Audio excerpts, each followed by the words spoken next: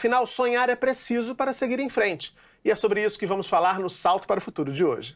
Como diz a letra de um samba-enredo conhecido, sonhar não custa nada. Então a gente hoje discute no programa a importância dos sonhos na vida de todos nós. Para esta conversa, convidamos a psicanalista Evelyn Sidzer e o professor de filosofia Silvério Ortiz.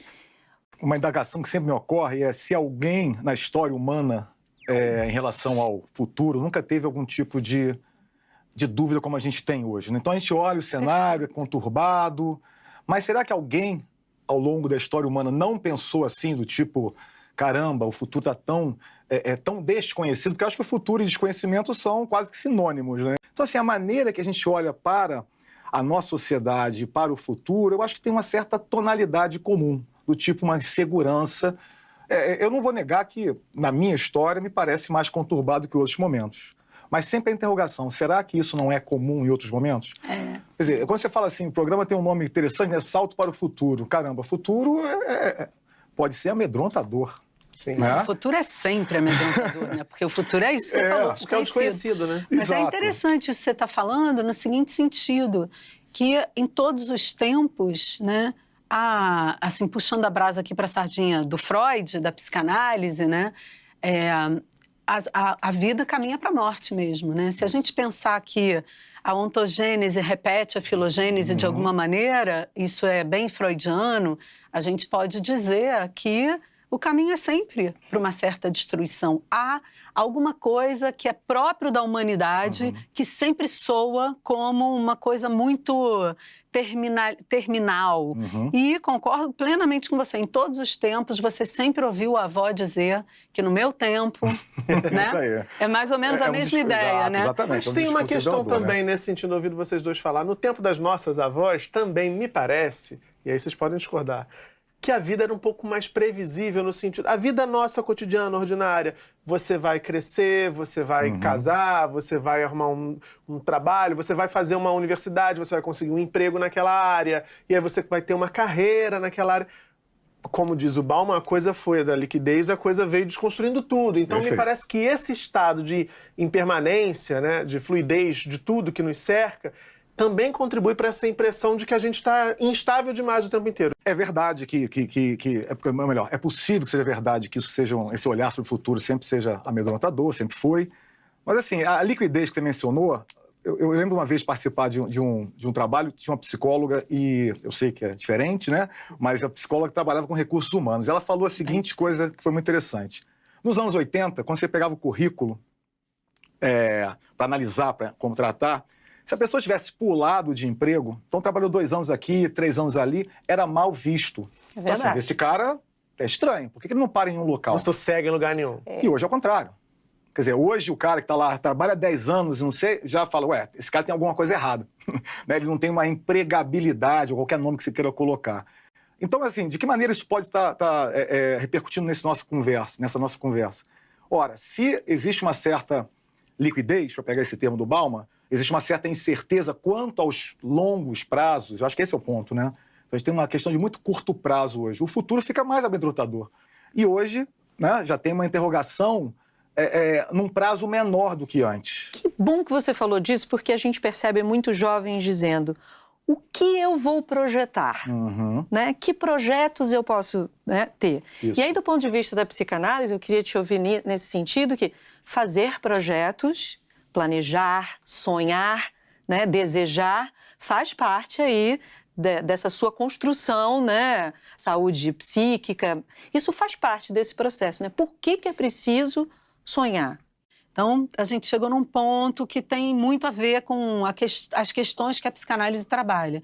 Sim, você precisa, né, ao avançar na vida, tentar entender o que em você vem a partir da demanda do outro, que te marca e que te deixa fixado numa determinada tentativa de agradar o outro, e o que é do seu desejo, né? É muito fácil a gente entender isso quando a gente pensa nos pais e nos filhos, mas a gente pode também estender isso para o mundo, para esse discurso. Hoje você tem que ter um currículo assim ou assado, senão você não vai conseguir um lugar no mercado de trabalho. Eu penso que, claro, a gente tem que se relacionar com o mundo, claro, a gente não está, né? Tudo isso é uma relação com o mundo. O outro pode ser entendido como mundo. Esse conceito da psicanálise deve ser entendido como mundo, como a linguagem, como o código mais amplo, mas é desde desse lugar que a gente depreende o desejo mais íntimo. E fazer uma coisa que não está de acordo com seus desejos e interesses, a gente poderia usar essa palavra, né? Seu interesse, onde realmente aquilo te toca, te emociona, do ponto de vista mais íntimo, não serve. A gente pensa em futuro, eu estou pensando nos sonhos desse momento, né? Como uma espécie de conteúdo do futuro, né? Aquilo que vou entender com algum projeto, interesse, enfim, os nomes podem se alternar, mas alguma coisa que eu coloco como sendo um objetivo, uma meta, um desejo. Eu vou usar a palavra vontade daqui a pouco mais. Enfim, o sonho seria o conteúdo do futuro. É preciso? Eu acho que sim, necessário, se eu quiser ser autor da minha história, né? Eu acho que o sonho tem um papel importante aí, né? Ele ajuda a construir horizontes, ajuda a construir uma trajetória. E do outro lado, na ideia da precisão, o sonhar, ele é muito mais preciso que a vida. Sonhar é preciso, ok, quando eu coloco esse conteúdo no futuro, quero ser engenheiro, professor, psicólogo, que seja, tem algum tipo de precisão. Digamos, eu vou fazer faculdade, mas na hora que eu vou jogar o jogo, a imprecisão é atônica, né? Então eu fico pensando, como a gente trabalha no programa Salto para o Futuro, saltar é uma espécie de trampolim, né? Você usa um trampolim. Então o trampolim que no caso assim faz um recuo maior é aquele que me catapulta para frente com mais propriedade, digamos assim.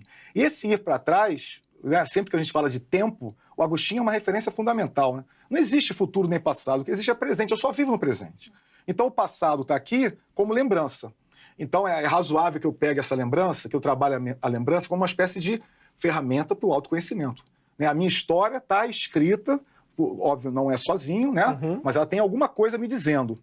E o futuro só vai estar presente no presente como expectativa, como planejamento, como algum tipo de conteúdo de futuro que eu estou trazendo, né, para essa reflexão. Ora, então se eu não tiver uma conexão entre aquilo que eu sou, que eu fui, estou sendo, e aquilo que eu me planejo, me projeto, eu vou acabar, né, esse salto acaba sendo, a aterrissagem pode ser bastante problemática. Então eu fico pensando que o sonhar é preciso como formas de tomar decisões do presente, mas também é preciso para lidar com a imprecisão, a incerteza. Então eu fico pensando assim, imaginar que eu pense em ser médico, vamos tentar uma carreira que não esteja presente aqui, né? Então, quero tornar-me médico. Esse é um sonho que envolve planejamento, uma faculdade, enfim. Sonhar em ser um médico bem-sucedido, talvez aí já tenha um problema, porque esse ser bem-sucedido já não é exatamente completamente ao meu alcance, né? Eu posso ser um cara investir numa profissão, preocupado, enfim. E, como resultado disso, ser bem-sucedido. Agora, o meu sonho de ser bem-sucedido está muito mais na imprecisão, né?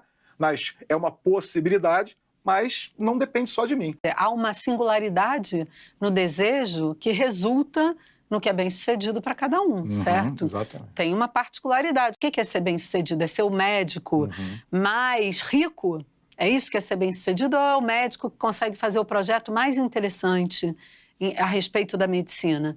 Então, ser bem-sucedido é uma coisa muito singular, né? Vamos pensar assim, o que significaria ser rico? Ter poucas necessidades. Sim. Né? Então, uma ideia de ser rico, não estou falando só na questão material, mas na palavra como um todo, é ter poucas necessidades. Então, se eu sou, agora falando materialmente, tenho boa renda, tenho boas, né, condição material, mas vivo constantemente com fome, né, essa riqueza de pouco me vale. Então, essa equação entre o que me é necessário para me sentir bem. Quando você fala, desculpa te interromper, com fome é uma fome simbólica, com fome de continuar consumindo, de continuar... O tempo inteiro, né? de consumir. Então, você vê pessoas que são muito bem-sucedidas materialmente, que estão constantemente tristes porque você não tem um poço sem fundo, né? O Epicuro, que é um pensador da antiguidade, mas ele é muito interessante para falar da sociedade de consumo, né? Que tem uma frase dele que é: se você não sabe o que é bastante, nada é suficiente, né? E você vai, então, estar nadando, ou qualquer que seja a imagem que você queira colocar. Essa que é a insaciabilidade que a gente falou, né? Então, saber o que é saciável para você, que tem a ver com a singularidade, que eu acho que é um termo fundamental nessa reflexão, né? quem eu sou. Por isso eu falei do trampolim, né? Essa ideia do trampolim, a flexão do trampolim é um pouco ir na minha história, né? Reconhecer aquele que eu sou, que vai ter uma singularidade única, né? O próprio termo sugere, e saber o que é bem-sucedido para mim. Né? Então, quando a gente caminha na direção da singularidade, muitas vezes o que o sujeito se debate é justamente com isso, né? Com o que o outro espera de mim Isso. e o que eu desejo para mim. Esse percurso entre entender o que o outro quer de mim, o que o outro pensa de mim, o que o outro acha de mim, entender que eu sempre vou errar na minha conclusão, 100% das vezes, que eu decidi fazer qualquer coisa na expectativa de que é isso que o outro quer de mim, mais uma vez, esse outro pode ser o mundo, a sociedade, a família, os amigos, não importa que outro. O outro é esse outro que não é eu, no sentido assim do mais íntimo, né? Esse êxtimo a mim, mas que sem o qual eu não cresço, eu não posso viver, eu não posso existir, porque, afinal de contas, o bebê humano é aquele que mais precisa do outro, né, de todo o reino animal. Né? Sem o outro, não há como a gente nem dizer eu. A gente precisa prestar muita atenção nisso. Toda vez que um sujeito estiver tentando construir qualquer coisa que ele entenda que é o desejo dele, mas esteja suspenso nesse pensamento de como agradar o outro, o que é que o outro quer de mim, o que é que o outro pensa de mim, o que é que o outro acha de mim, 99,9% das vezes eu ouso dizer que ele vai errar. Sabe por quê? Porque não há como saber o que o outro sente, o que o outro acha de você. Todo mundo já se viu nisso, né? O que estão achando de mim agora? O que estão pensando de mim agora? Como é que eu vou agradar? E estamos sempre precisando avançar desse ponto onde a gente fica suspenso no que a gente chama do desejo do outro. Então, se a gente está suspenso no desejo do outro, a gente tenta atender a expectativa e a gente erra, porque a gente se distancia do que é mais singular desde a perspectiva do nosso desejo e a gente tenta fazer alguma coisa. Imaginar uma criança que passou seu tempo com a família ouvindo o pai falar: meu sonho é ter um filho que seja médico. Né? Isso. E o risco dessa criança que vai virar um jovem, que pode até virar um médico, fazendo uma espécie de script do pai, da mãe. Né? Esse sonho dele, na verdade, não é dele. Né? Ele vai acabar percorrendo uma trajetória. Aí volta aquela questão do que, por que é preciso? É preciso porque você é sua vida, né? Então, se você não for o condutor dela, talvez não seja uma vida de qualidade. Essa ideia de que, claro que eu não estou querendo dizer que aquele que não tem sonhos não esteja mentindo, não é isso que eu quero dizer. Mas a ideia de que eu possa ser bem-sucedido, ainda com todo esse campo semântico aí, bem-sucedido de alguma maneira, sem pensar no futuro, me parece uma ideia equivocada. E eu fico pensando, você falou a palavra utopia, Bárbara, é muito legal, porque se a gente pode falar do nosso momento atual, século XX e XXI, alguns vão dizer, é onde as utopias fracassaram, né? As grandes narrativas que deram sentido em outra época para grande parte dos humanos, hoje já não cai mais nessa. Quer dizer, hoje as grandes narrativas se transformaram em micronarrativas. Então, aquela ideia de o que eu vou fazer, onde é que eu vou chegar, se eu vou ser bem-sucedido ou não, imaginando como se fossem isolamentos. E aí, o que eu estou pensando aí quando você estava falando? Um dos grandes pensadores, né, um pouco anterior ao Freud, e dizem que o Freud tem uma certa herança dele, que é o Nietzsche, né? Ele dá uma espécie de... faz uma análise dos próximos séculos, né? Ele foi muito preciso nisso, que ele fala, o que eu falo é para os próximos séculos, não é para agora. Então, justamente onde nós estamos. E uma imagem que ele usa é que esse esvaziamento dessas narrativas, que eram doadoras de sentido, criou uma espécie de abismo, né? Criou um buraco. Então, a gente olha hoje, podemos olhar para nossas existências e perceber que elas têm um certo vazio de sentido. A questão que eu queria chegar para responder a você é que algumas pessoas estão engolindo esse abismo. Né? Tem uma passagem do Nietzsche que é: cuidado quando você olha para o abismo, que ele pode entrar em você. O nada pode entrar em você. Então, volta à questão do futuro. O futuro é uma espécie de nada. Né? Eu que vou preencher, quando eu for preencher, não é mais futuro, é presente. Então, ele é uma espécie de nada. E eu acho que, de repente, essas pessoas com dificuldade, se sentirem motivadas a pensar no futuro, são pessoas que talvez tenham engolido esse niilismo, ou seja, essa espécie de nadismo. Tanto faz. O que eu vou pensar no futuro? Eu não controlo, né, o que vai acontecer. O máximo que eu posso fazer é ter uma espécie de esperança de não me dar muito mal. E aí eu viro um torcedor e não um jogador. Né? Ao invés de eu estar jogando o jogo que é a minha vida, eu fico lá meio que torcendo para dar certo. Né? como se isso não tivesse alguma possibilidade das minhas ações contribuírem para isso. Né? Você abre mão do protagonismo. Né? Exatamente. Você tá Tem um comentário muito bom para fazer sobre isso, que é o seguinte: uma das primeiras pacientes que eu recebi muitos anos atrás, nem vou falar quantos, ela chegou no consultório dizendo: eu vim aqui porque eu não consigo parar de chorar, porque eu fico pensando que todo mundo vai morrer, né? A gente vai morrer. Então, para que viver? Isso seria a pergunta que se refere exatamente ao que o Silvério está falando aqui. Exatamente isso. Ela chegou no consultório desesperada, eu só penso na morte, né? E se todo mundo vai morrer, né? E para quê? Para que eu vou Qual sonhar? o sentido, né? isso Que é a aí. grande Qual o pergunta. sentido? Bom, Se a gente pensar no sonho aí como sendo esse combustível para que eu seja protagonista, né? Ou seja, preencher o meu futuro como resultado de decisões, se pensar nesse sentido, a opressão, a presença do outro oprimindo o meu sonho é uma espécie de me dominando, tirando aquilo que a gente vai chamar de dignidade humana, que é a capacidade que nós temos de sermos definidores de si mesmo. Então, imaginar a dignidade como sendo algo, como se fosse uma espécie de aplicativo, né, que eu carrego, para fazer uma analogia, que permite que eu me defina e eu não seja instrumento para outro. Né? Qualquer relação com o outro, no qual eu seja instrumentalizado, né, para o prazer do outro, para realizar a opressão, como você citou, qualquer relação desse tipo, você está ferindo a dignidade do ser humano. Então, eu fico pensando, Bárbara, quando você fala dessa opressão, até da animosidade nos laços, me parece que é um efeito dessa atomização que a gente vive.